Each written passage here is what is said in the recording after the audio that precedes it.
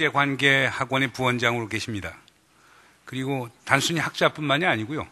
정치협상회의라고 하는 미국의 상원과 같은 기구인데 그 중국 정치협상회의의 상무위원으로 또 봉직하고 있습니다. 이분은 중국 공산당 당원이 아닙니다.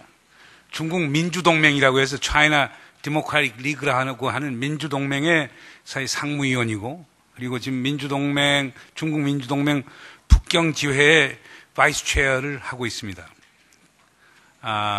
상당히 그 학문적으로도 액티브하지만 정치적으로도 상당히 액티브하신 분입니다. 이분은 아마 중국에서 저하고는 한 20년 된 친구인데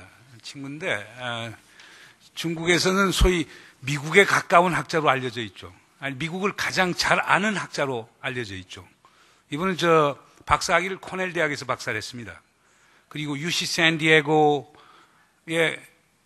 그 아시아 태평양 대학원이 있는데요. Graduate School of International Affairs and International Relations and Pacific Affairs라고 하는 거기에서 교수로 계시다가 그 다음에 중국 돌아가시기 전에는 시드니 대학에서 조교수로 봉직을 했죠.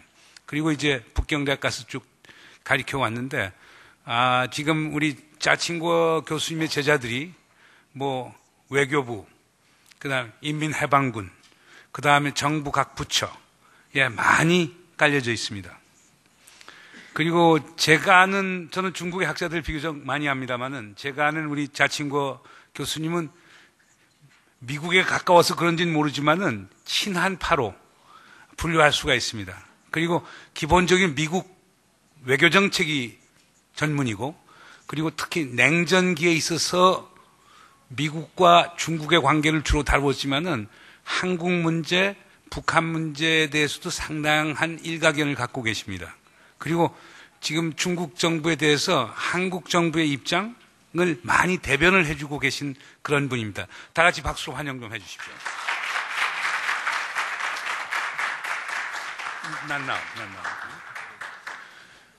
지금부터 우리가 시간이 조금 이제 한 10분이 지났기 때문에 어떤 식으로 진행을 하려고 그러냐면요. 우리 자친고 교수님이 한 20분 정도 파워포인트로 프레젠테이션을 할 겁니다.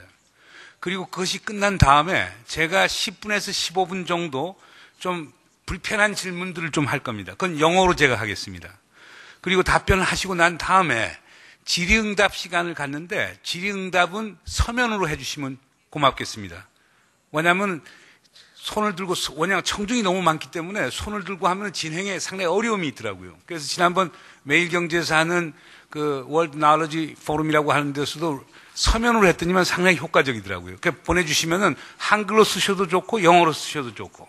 그러니까 이름하고 소속을 주시면 제가 정리를 해서 이분이 답변을 하는 동안에 이분에게 다시 또 그 질문을 하도록 하겠습니다.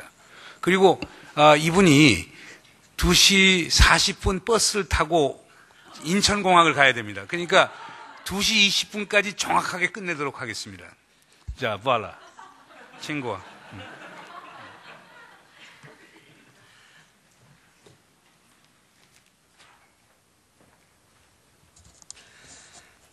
Well, Professor Moon, thank you very much. It's a great honor to be invited to address this audience on a topic that's very complex and difficult. I'm glad that I'm in my old friend Professor Moon's hands. So, well, I'll be brief given the time limit I have.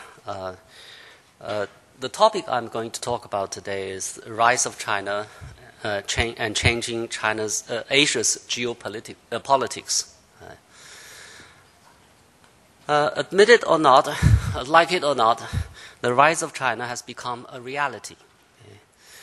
It has brought some fundamental changes to the geopolitical landscape of Asia as well as world affairs. What changes it has brought to Asian geopolitics? What factors can best explain the changes? What does it mean for the future of Asian geopolitics? These are the questions that my talk attempts to explore.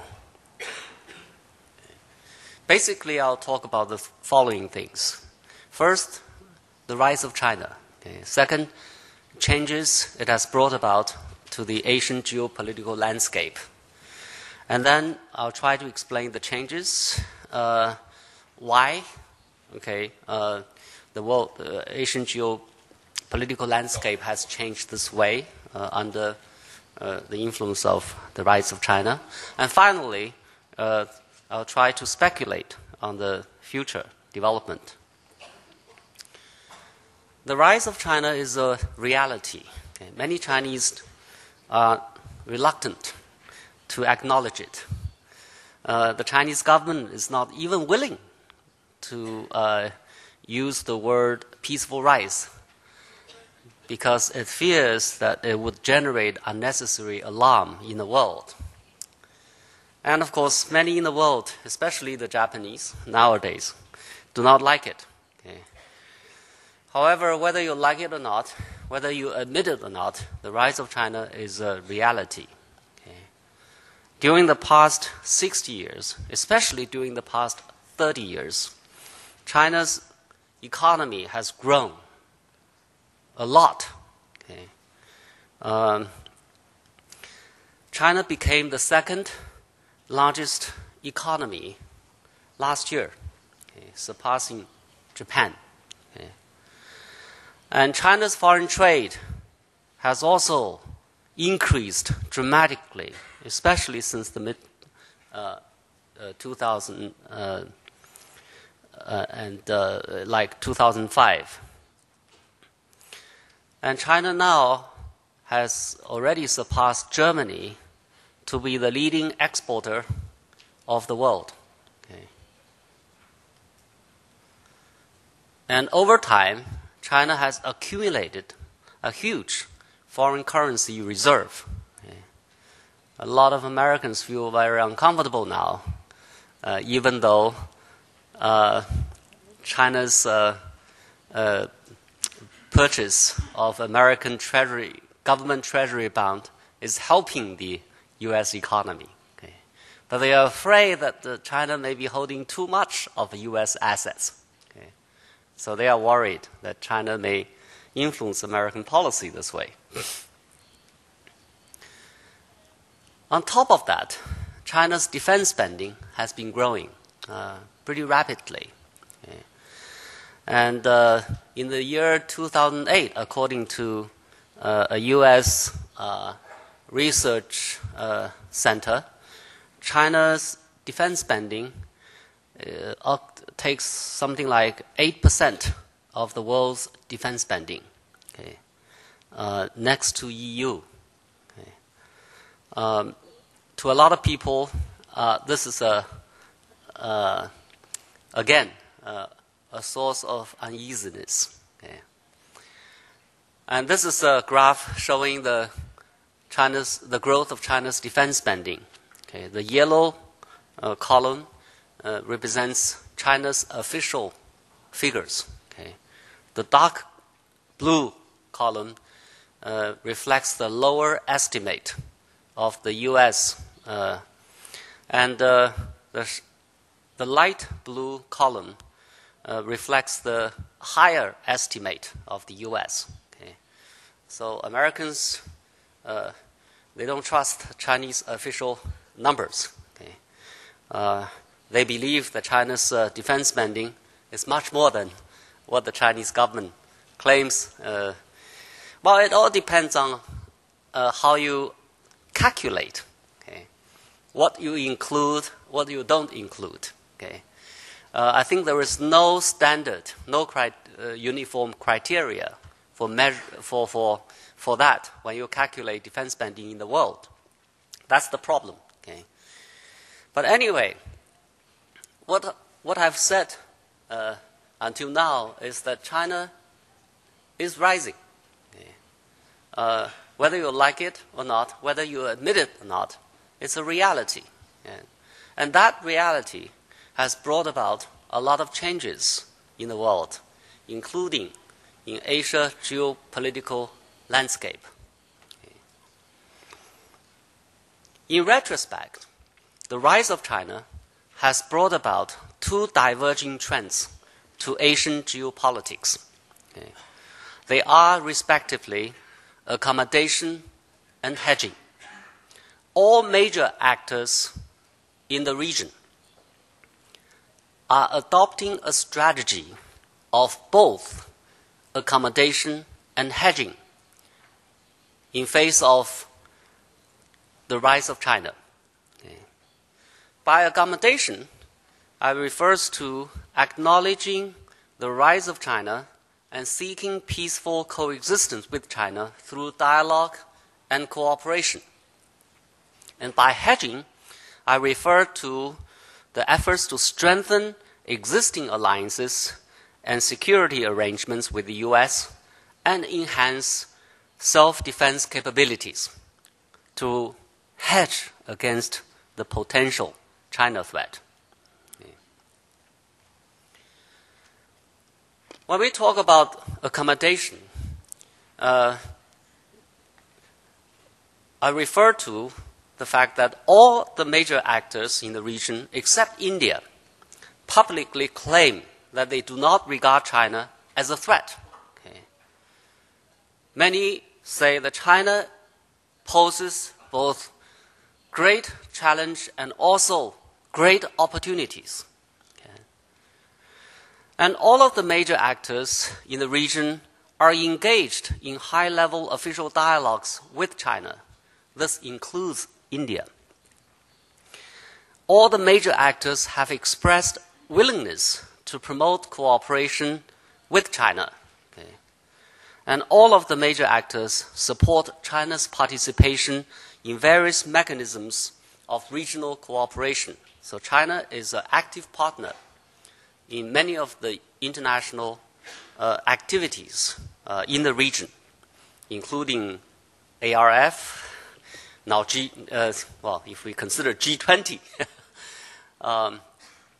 So China has been very active in these organizations and activities. The U.S. has tried to engage China in high-level strategic and economic dialogues. Okay, so every year we have a high-level SEDs, we say. Okay, so strategic and economic dialogue at very high level. Okay.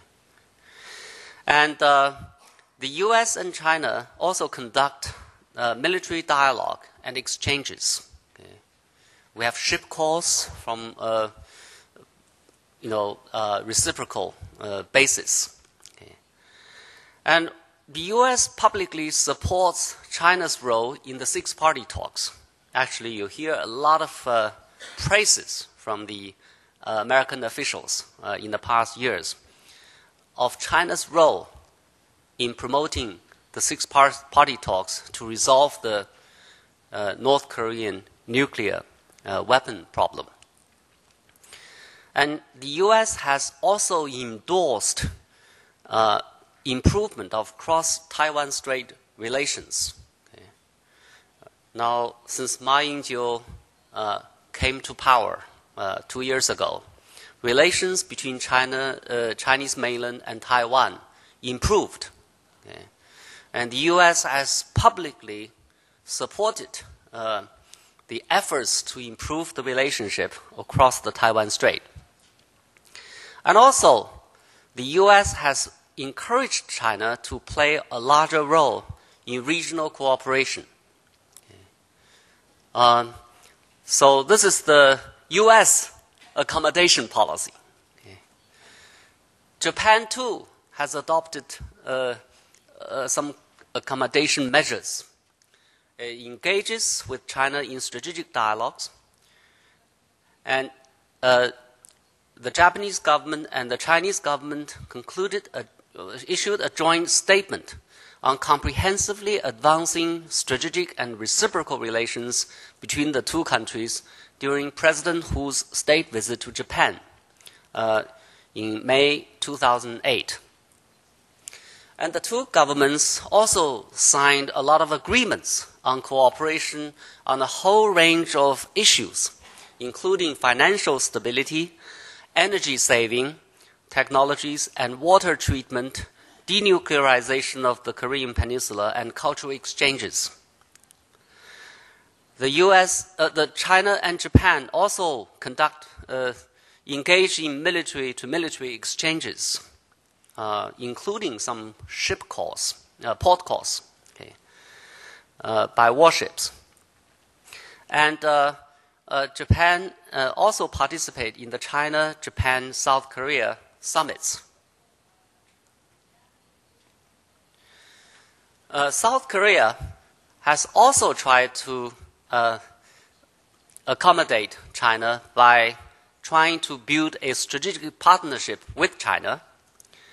President Lee Myung-bok and President Hu signed agreements on cooperation on energy saving, science and technology, economics and trade, education during Hu's visit to South Korea in August 2008.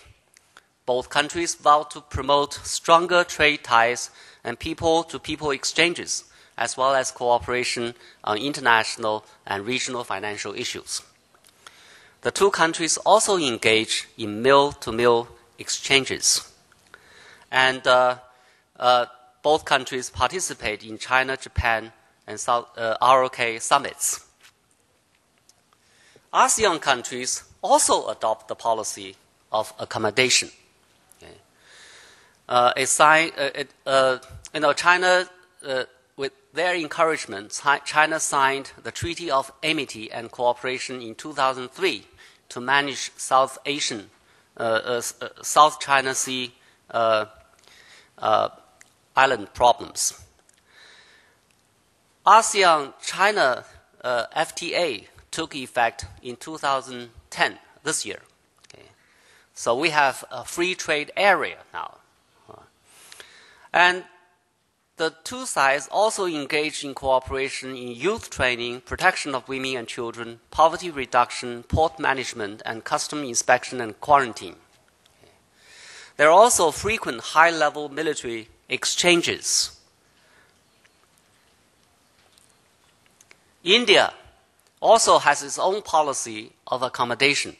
Indian Foreign Minister Krishna said that India takes a positive view on China's rise and is dedicated to develop strategic and cooperative partnership between the two countries. India is happy to see a stable and prosperous China. Okay. The two countries also engage in political, economic, defense cooperation. Okay. And they also have exchange of visits on the part of the legislators, political parties, youth, culture, and education. Okay. Exchanges are also quite active. So that's the accommodation policy. Okay. But there is also the hedging policy on the part of the major actors. Okay. Most of the actors try to strengthen security alliances and defense arrangements with the U.S. Okay, to make sure they are safe against the background of China's rise. They also try to increase defense capabilities. Okay. And some countries try to redeploy their military forces so that they can better cope with the rise of China. The U.S. tried to enhance its military presence in the region. Okay. It deployed 12 F-22s in Japan, okay, the most advanced aircraft carriers, aircraft fighters. Okay. And also, it deployed a most advanced nuclear attack submarine in Hawaii. Okay. And also, it deployed additional nuclear submarines in Guam and additional aircraft carriers in the Pacific region. Okay. The U.S. has also strengthened military alliances and security arrangements in the region, including its alliances with Japan, South Korea, Australia, and Southeast Asian countries. Okay. It stepped up surveillance activities along China's coast, causing some frictions now with China. It continued to sell arms to Taiwan, causing some problems in recent months. Japan also tries to hedge against China. It tried to enhance military alliance with the U.S. Not long ago, there were some problems. Now they are trying to patch up with the problems. Okay. And then Japan also redeployed some military capabilities to the southwest of Japan, okay, closer to China. It also stepped up research and development of the next generation of weapon systems. It also purchased and deployed advanced weapon systems, including anti-ballistic missile defense systems, such as Aegis combat systems and Patriot 3s. Okay. Japan has also enlarged naval and air defense perimeters through developing and deploying long-range transport planes and ships and air fueling capabilities. Okay. South Korea has also tried to enhance its military alliance with the U.S., including conduct frequent military exercises together. Okay. South Korea has also developed its naval capabilities, including Aegis combat system and submarines.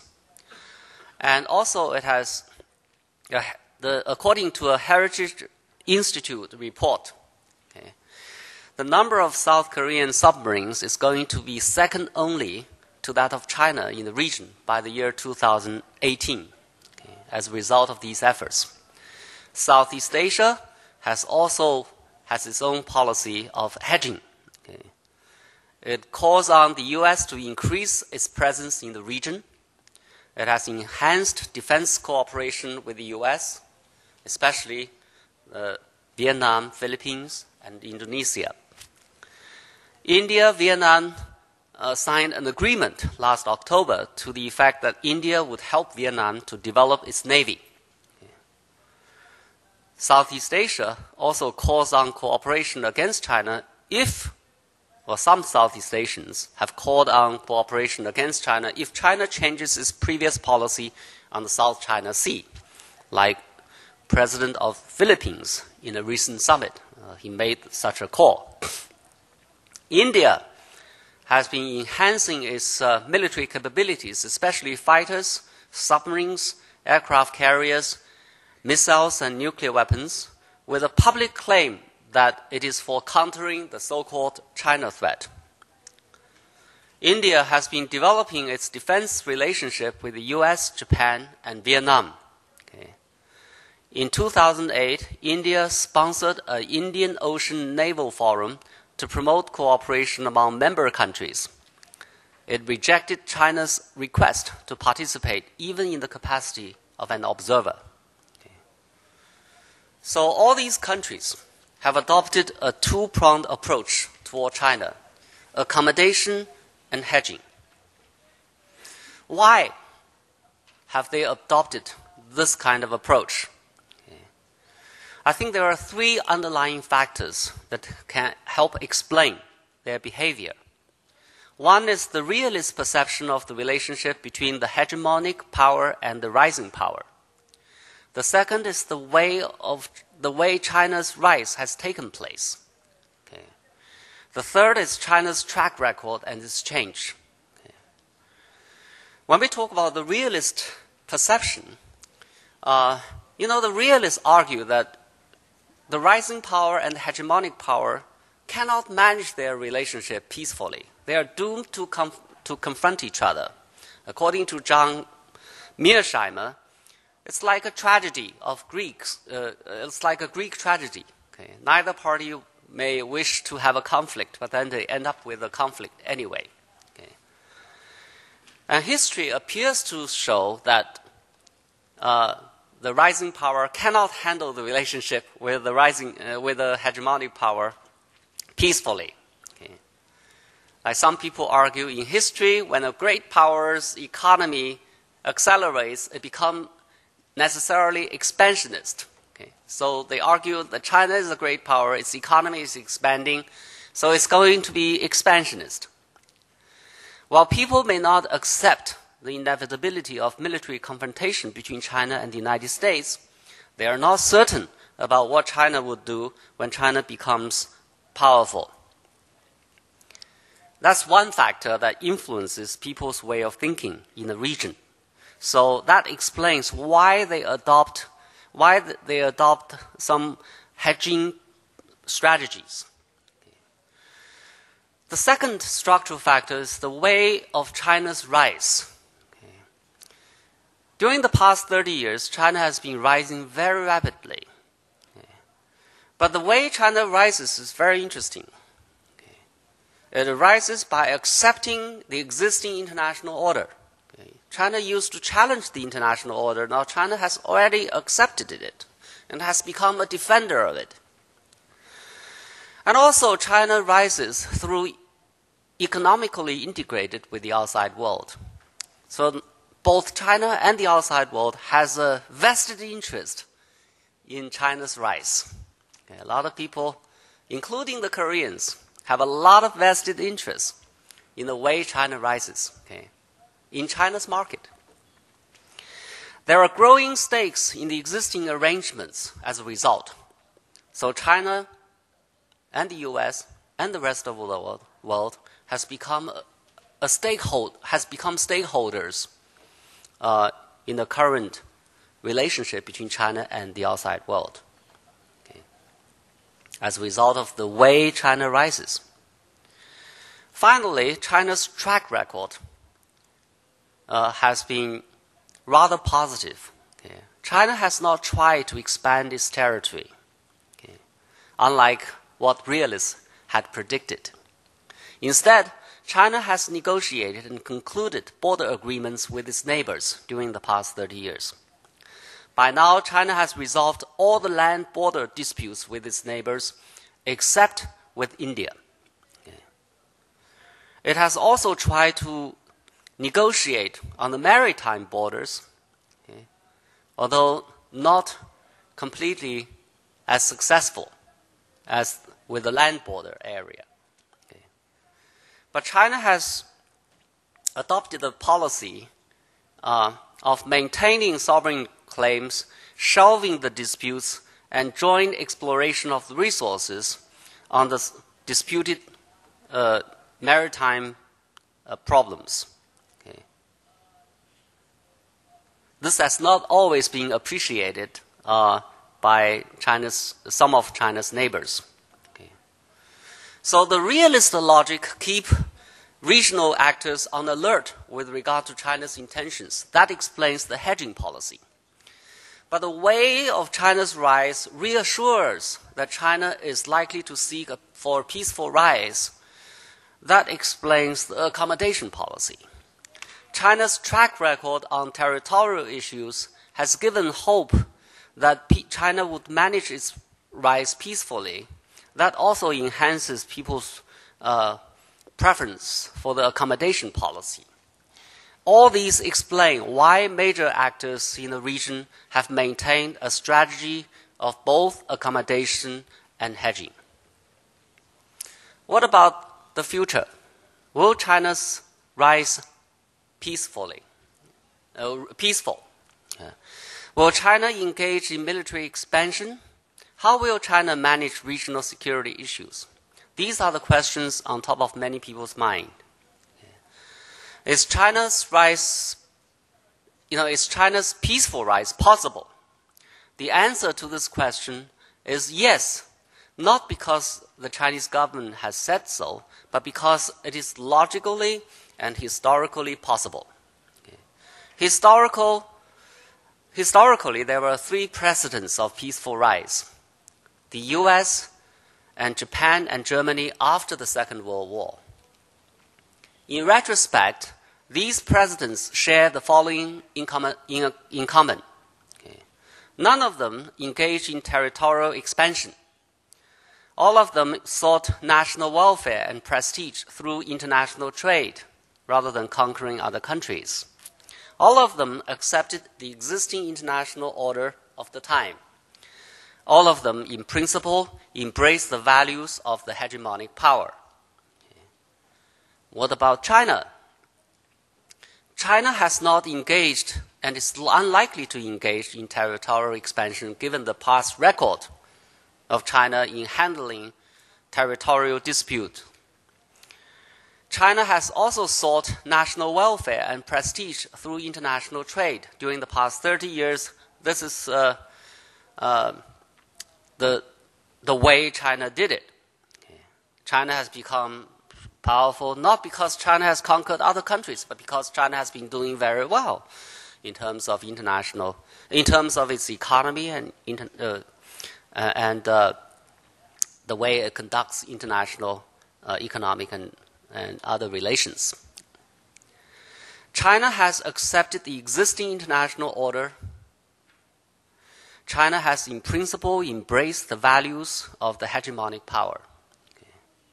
We are talking about market. China used to have a planned economy, central planned economy. Now China has a market economy. Market principles have been accepted.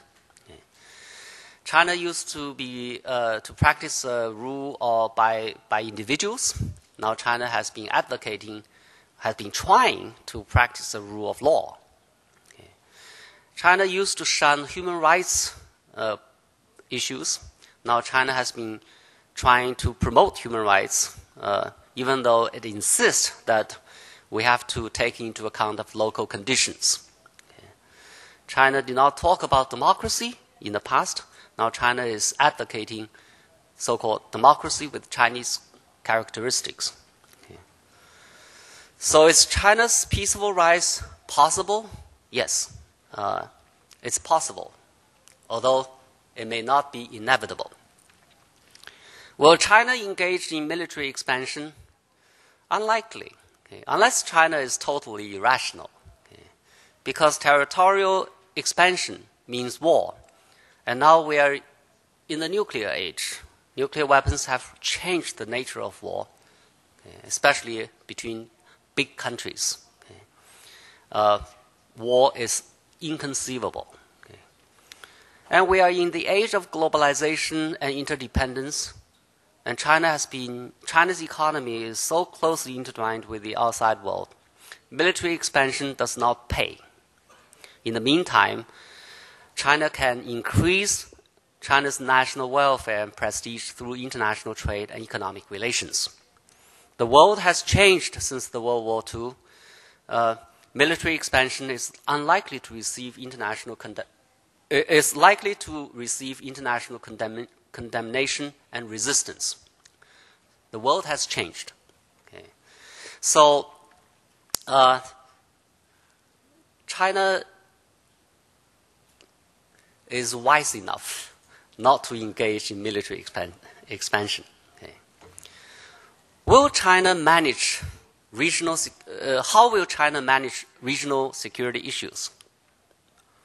I think China will continue to try through dialogues and negotiation and multilateral cooperation.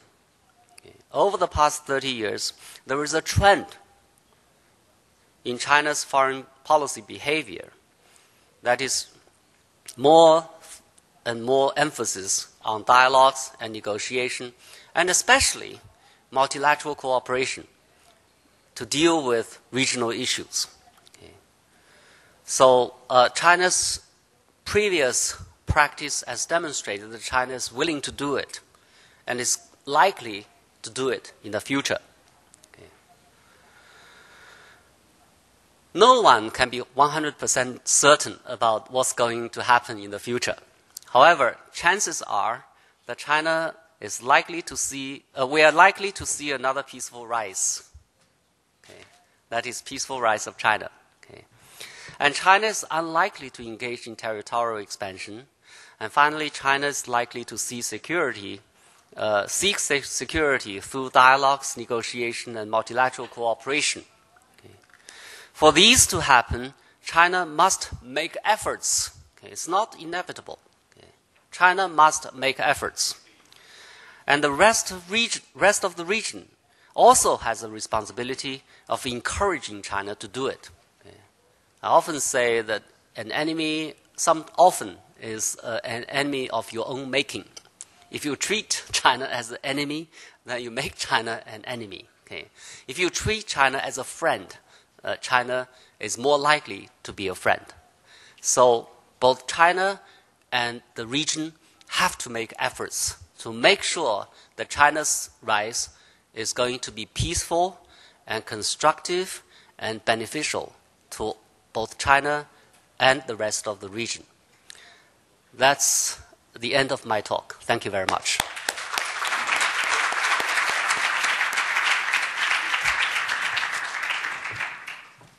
Very eloquent and very persuasive. Then, given your remarks, we don't have to worry about China. Peaceful rise is possible, no military expansion, no territorial expansion, okay? And regional security cooperation is more than possible. Then why we are so concerned? But if you weigh between accommodation and hedging, in fact, South Korea, United States, Japan, India, all others would be taking side with the hedging rather than accommodation. The accommodation is just superficial gesture, but hedging is a real action. How do you defend your position? Why neighboring countries having such a kind of suspicious view of Chinese rise? You want me to answer now?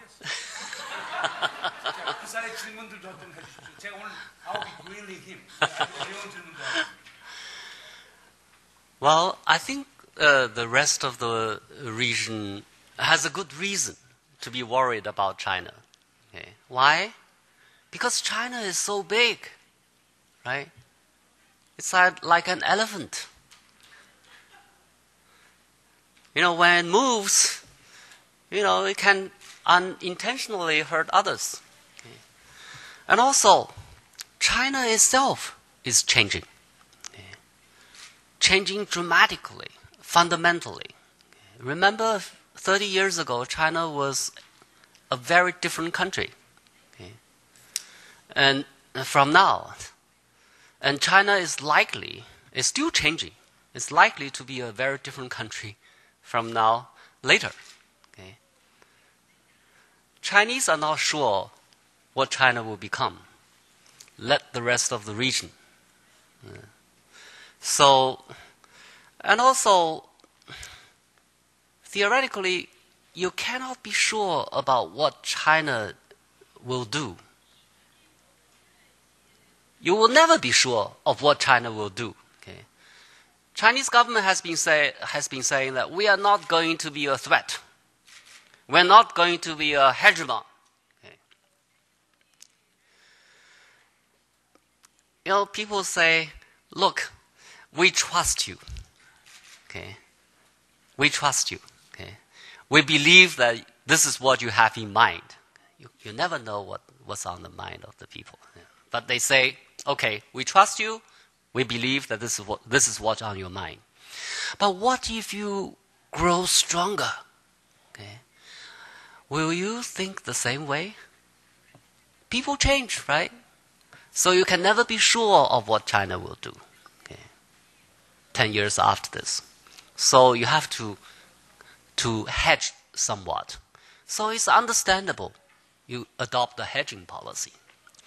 But the problem is, while you hedge, you must make sure that China understands your hedging is benign rather than malice. Right? He's born as a good man, therefore he believes a good intention. But you justified and defended the Chinese position by pointing to Chinese track record. Let us see the most recent track record. Okay? Now, most of South Koreans believe that North Korea torpedoed our naval ship. Okay? And all South Koreans believe that North Korea invaded Korea in 1950. But on both occasions, China has taken side with North Korea. But go back to 1991, when South Korea had a diplomatic normalization with China, China has taken somewhat equidistant diplomacy vis-a-vis Pyongyang and Seoul. It maintained balance. But right now, we don't see any balance. That kind of track record makes South Koreans worry about Chinese intention. Well, I think North Koreans are equally frustrated. China and South Korea have so many economic relations, okay? So many cultural ties. Okay? so frequent exchanges. Okay. They are saying they may have a good reason to complain that the relationship is asymmetrical. Okay. But of course, it's all their fault. Okay. But anyway, I think China is not taking sides with North Korea. Okay. China just want to make sure that North Korea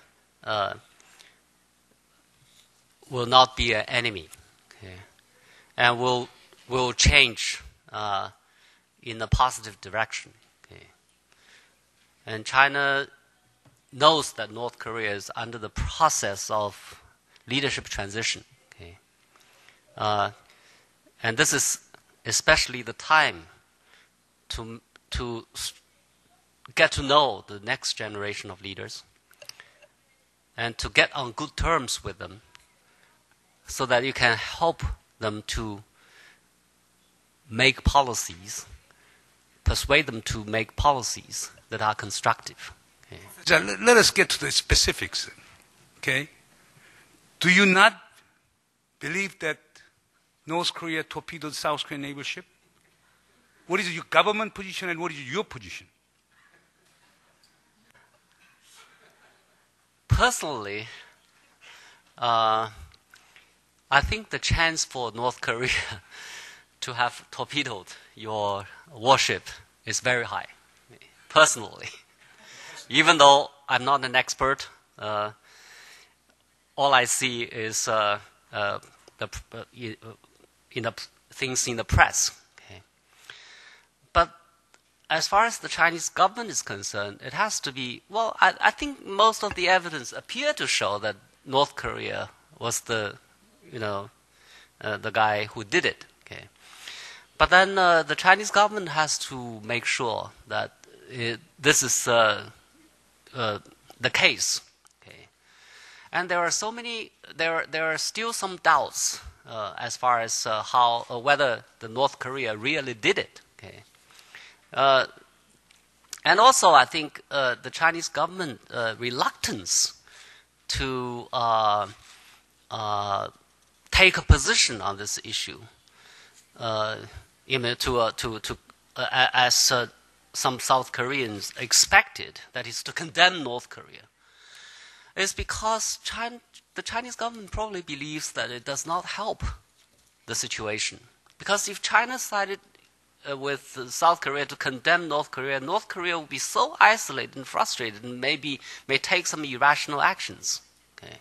And then the situation may get worse rather than better.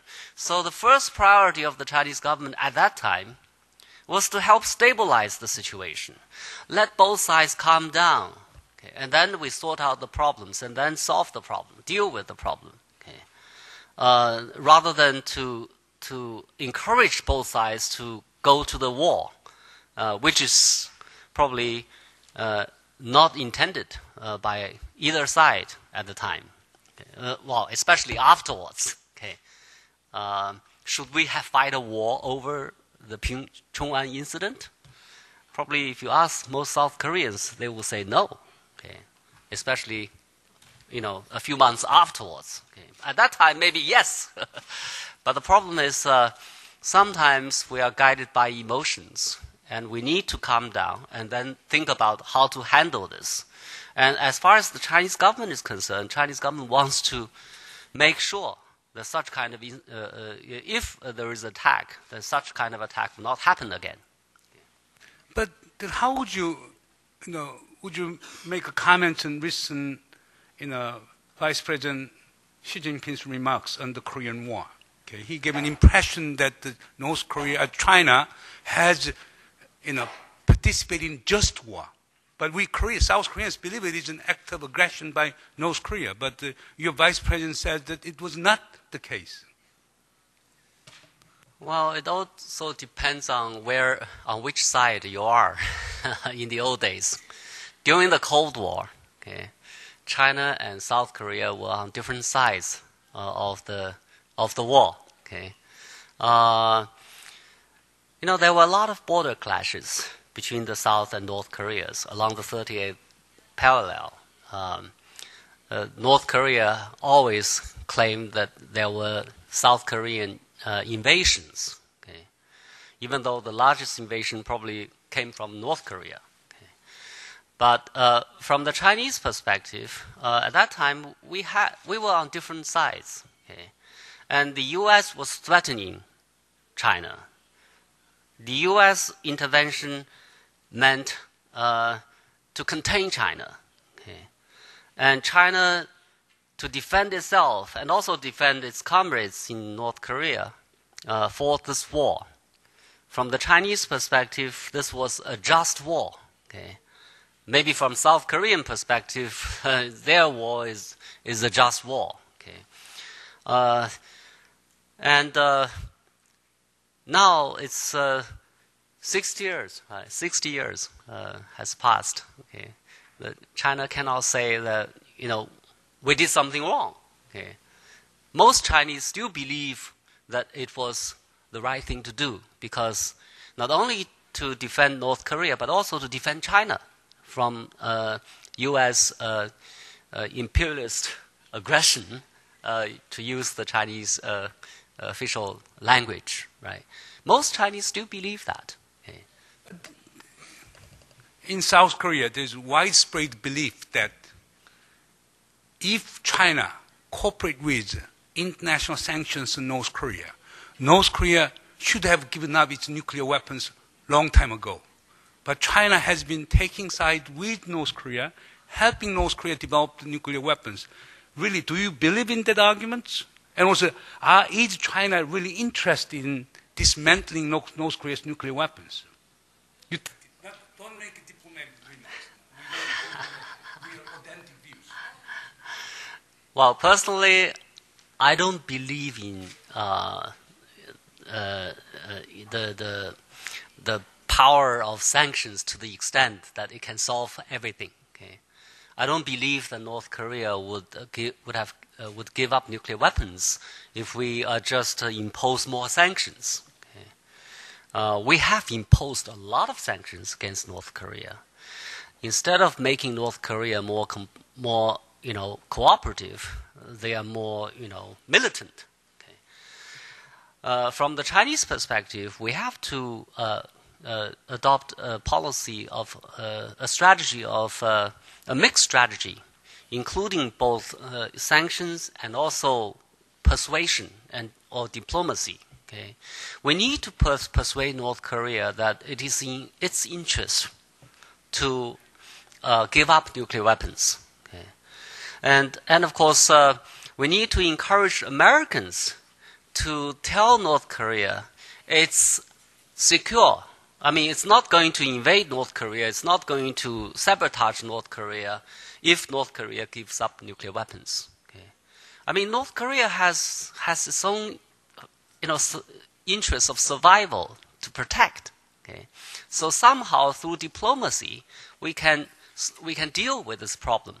We were almost there 2 years ago.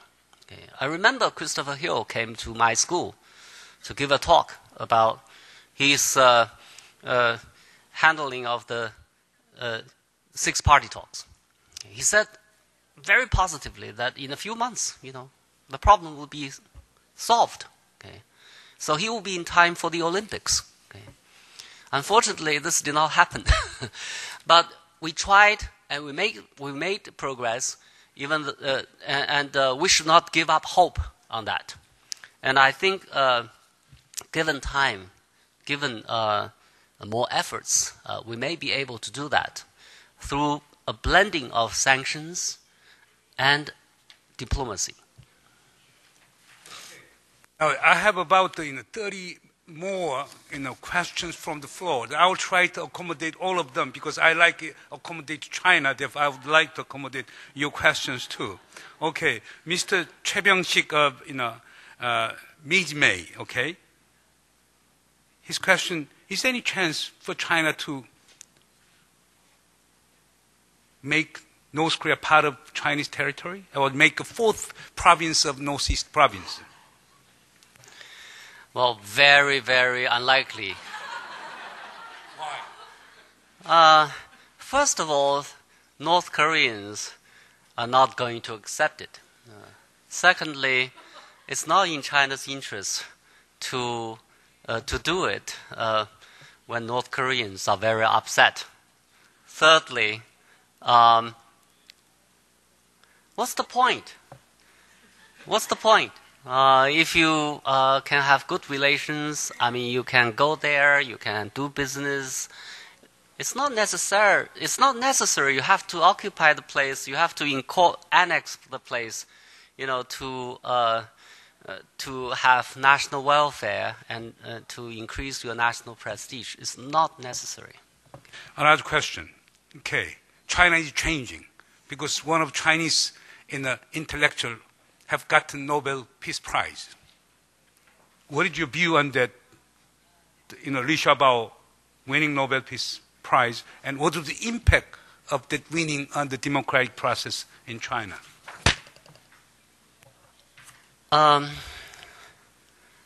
Well, I think Nobel Peace Prize Committee certainly has its own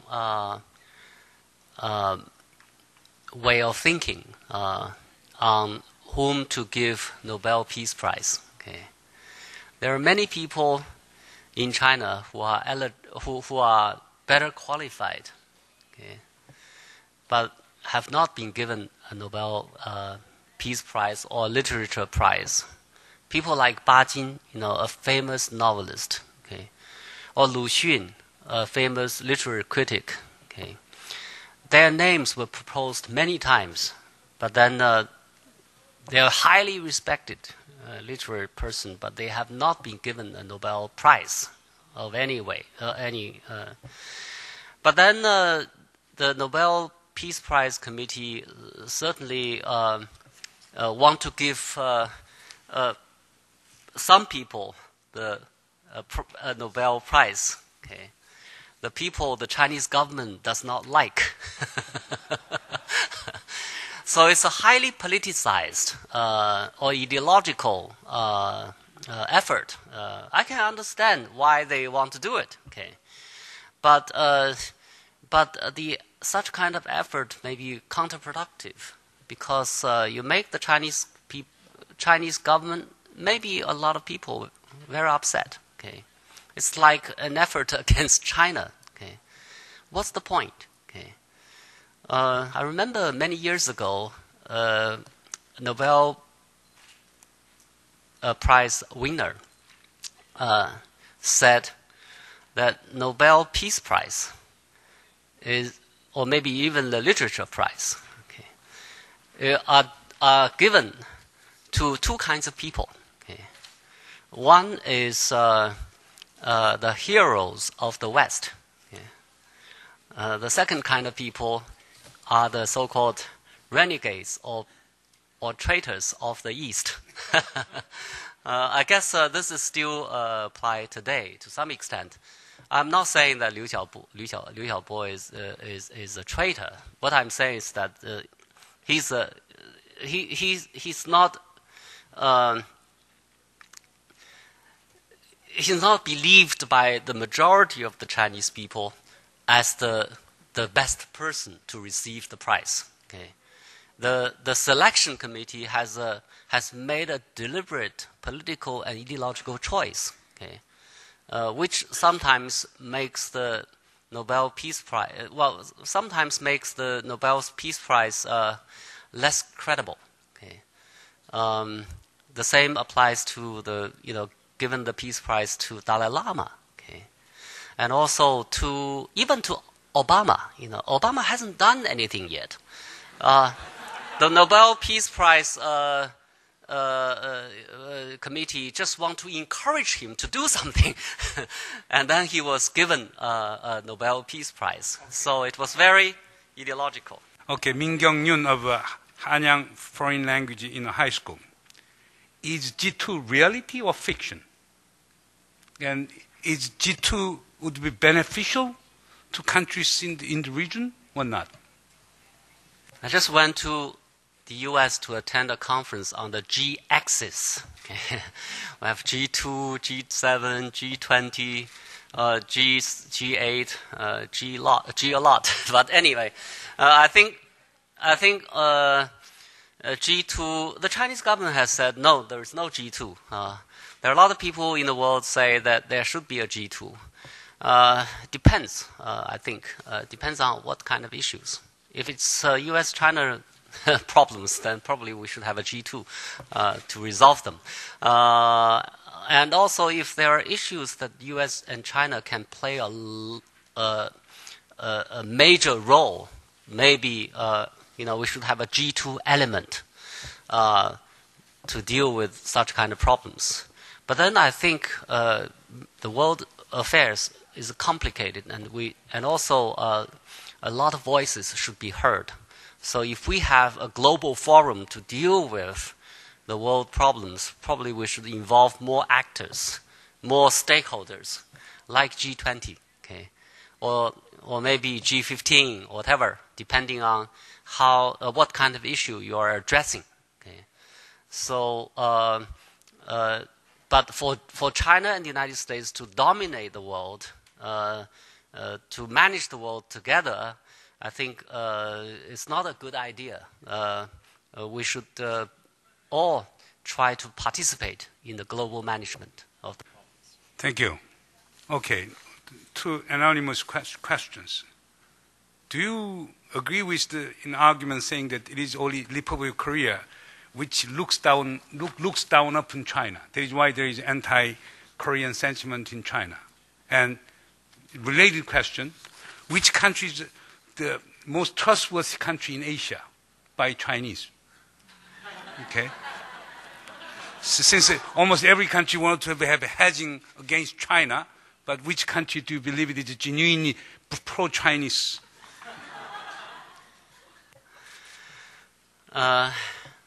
Well, I don't know what the Chinese in general are thinking about South Korea. Personally, I think South Koreans also, have some difficulties to catch up with the rise of China. Okay? China has been changing so fast. Okay? There was a time in which when many South Koreans thought about China as a backward developing country, and probably also show some disrespect for China. Okay. And now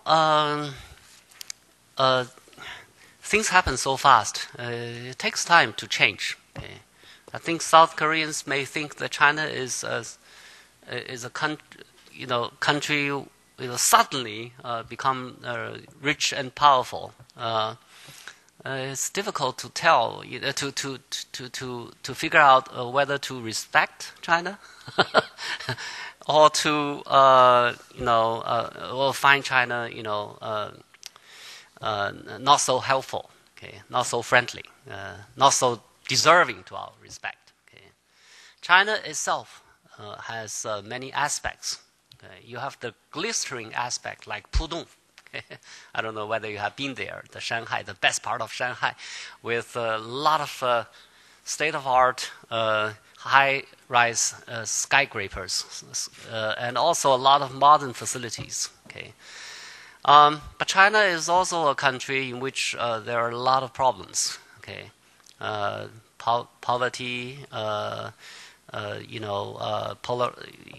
inequality, corruption.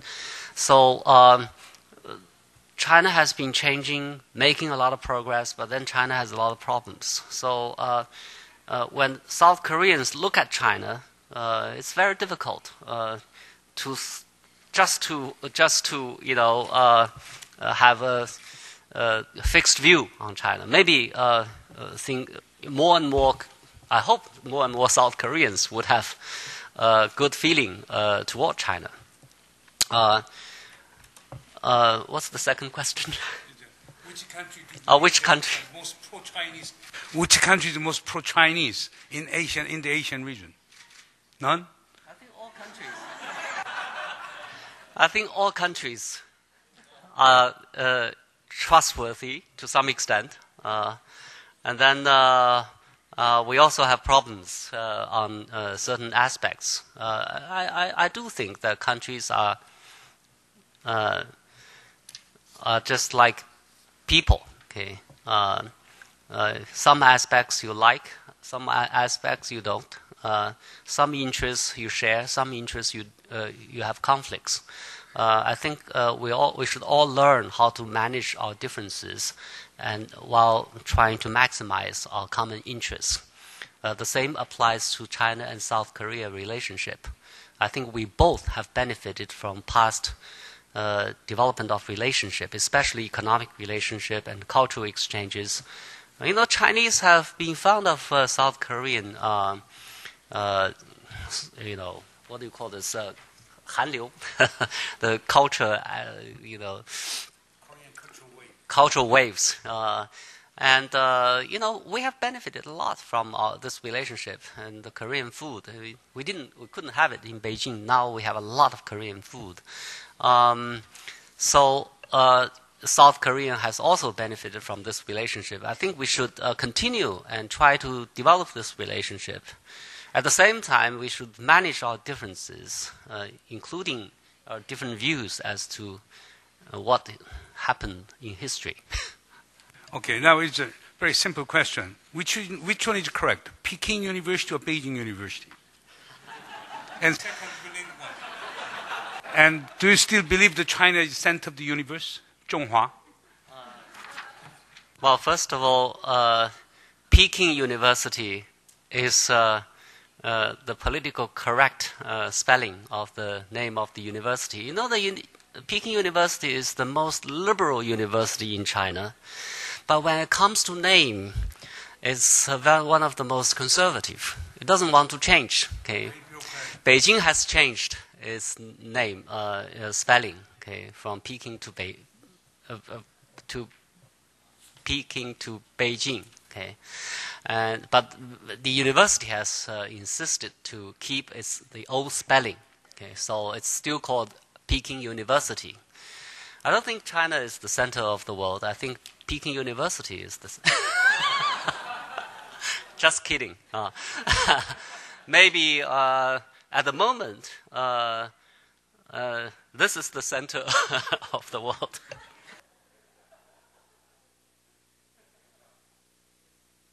Coming to the end of this session, but there are several questions centered around the two major issues. One, what do you mean by democracy with Chinese characteristics?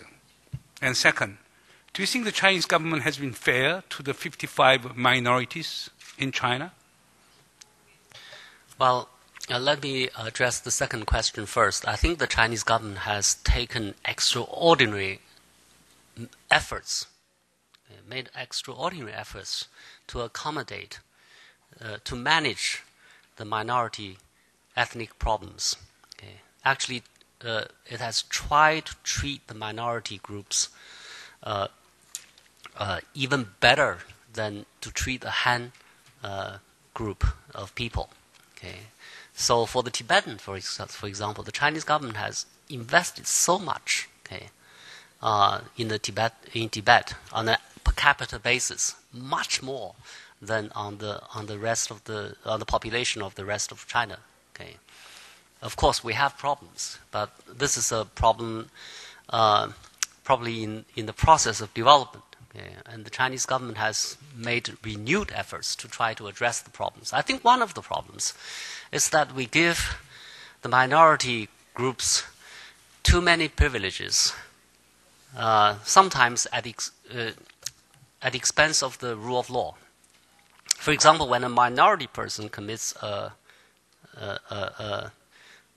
crime, okay, the previous practice was that it would be lenient on the minority groups because he or she is a minority.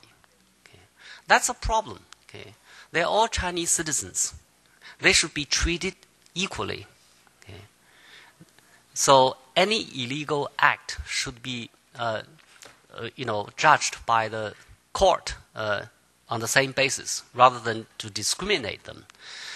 So I think in the future, probably we should try to help the minority groups in various aspects. At the same time, try to run the Han-minority relationship according to the rule of law rather than according to other criteria. What's the first question? Skip it. This is the last question. Several, about 5 or 6 folks in the floor raised the question that, yes, we all agree that China may not have military or territorial expansion. We agree with you. But how about Chinese abuse of economic resources and leverage against other countries? For example, recently you imposed an export ban of so-called scarce materials to to Japan, and also the larger the Chinese economy become the larger and dynamic the Chinese economy would be, then China could be more threatening to neighboring countries in economic terms. Therefore, China may not be a military threat, but China could be an economic threat. What is your take on that? Well, from a China threat perspective, China can pose many threats. You can not only economic and political or military, but as far as resources are concerned, I think Chinese government is fully aware of the implications of the rise of China on the supply of resources and energy. Okay, it has been trying to tackle the problem by working with other countries, and also, on the one hand, to try to increase the supply, okay, by making investments to explore the resources not only in China but also in other parts of the world, okay, to increase the supply so that we have a relatively stable price. Secondly, by reducing consumption, okay, by somehow save consumption, and also to develop, like in terms of energy, also to develop alternative energies. China has made a lot of effort to try to develop alternative energies, including the solar energy, wind energy. There are a lot of efforts. China has made a lot of progress in this regard. Probably is going to take the lead if the rest of the world is not catching up. So on the rare earth issue, actually, China has, according to the Chinese government, it has not banned export of rare earth to Japan. Okay, it has reduced exports to not only Japan but also to the rest of the world, because there are arguments in China which influence the Chinese government policy that China's reserve of rare earth is rather limited, and also the cutthroat competition to export rare earth is damaging, is keeping the price too low, that other countries which have rare earth are not making investment. Okay, like the United States has a lot of rare earth, it's not making investment because the importing rare earth from China is too cheap. It's very cheap, so they should begin to make efforts to make investment and to produce some rare earth for the world market as well. Okay, so I don't think China is going to ban the export of rare earth, but Chinese government is likely to regulate the export to make sure that the price will be acceptable, and also to encourage other countries to engage in such kind of investment. Okay. One last question. What is your view of the Kim dynasty in the northern part of this peninsula, and what do you think about the recent power succession in North Korea? Well, I think it's going on. So far, we haven't seen a serious problem. Okay, but you never know. We hope it's going to be smooth and stable so that North Korea can have a chance of stable development and also reforms in the days to come. Okay? And then North Korea would be able to, we hope that North Korea would be able to give up its nuclear weapons and then develop its economy through a policy of openness and reforms. Okay? But we can only try our best to help North Korea to develop in this direction. Thank you. 오늘 아주 우리 지하 친구 교수께서 좋은 말씀을 많이 하신 것 같아요. 세 가지 큰 메시지가 있는 것 같습니다. 첫째, 중국의 부상은 현실이다. 그건 픽션이 아니다. 두 번째, 중국을 위협으로 간주하면 중국은 위협이 된다. 중국을 친구로 간주하면 중국은 친구가 된다. 셋째, 우리 지하 교수가 얘기했던 hedging and accommodation. 이 두 사이의 밸런스, 균형이 필요하다. 특히 한국 정부 같은 경우는 한미동맹만 너무 강조하다 보면은 중국을 잃어버릴 수 있기 때문에 실용적 균형 외교가 과거 어느 때보다 필요하다. 이 세 가지가 가장 큰 메시지인 것 같습니다. 우리 자친구 교수가 곧 이제 공항으로 가야 되거든요. 다 같이 오늘 아주 좋은 발표였습니다. 박수로 환영해 주세요.